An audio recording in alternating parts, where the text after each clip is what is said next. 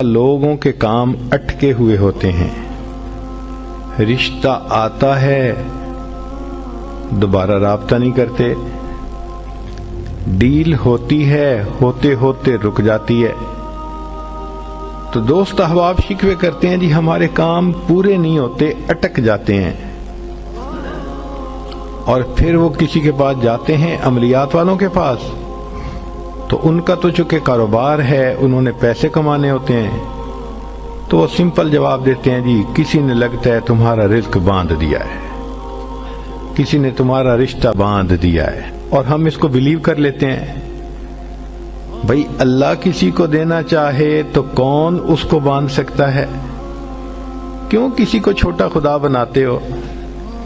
کوئی کسی کا رزق نہیں باندھ سکتا، کوئی کسی کا رشتہ نہیں باندھ سکتا، ہمارا ایک ہی خدا ہے، اس کے کام کو کوئی روک ہی نہیں سکتا۔ خواہ مخواہ اپنا عقیدہ بھی خراب اور اپنا عمل بھی خراب۔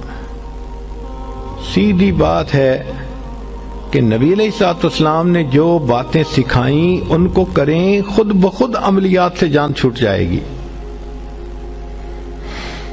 چنانچہ عورتیں اکثر پوچھتی ہیں جی کہ میرا رشتہ اچھا ہو جائے، بیٹے کو جاب مل جائے، بہو کا ویزا رکا ہوا ہے، فلاں کام اٹکا ہوا ہے، تو بھئی اٹکے ہوئے کاموں کے لیے عمل نبی علیہ السلام کے مبارک زبان سے ابو داؤد شریف کی روایت ہے۔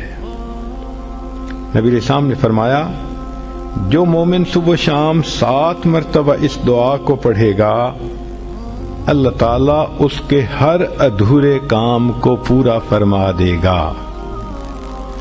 اور وہ کیا ہے؟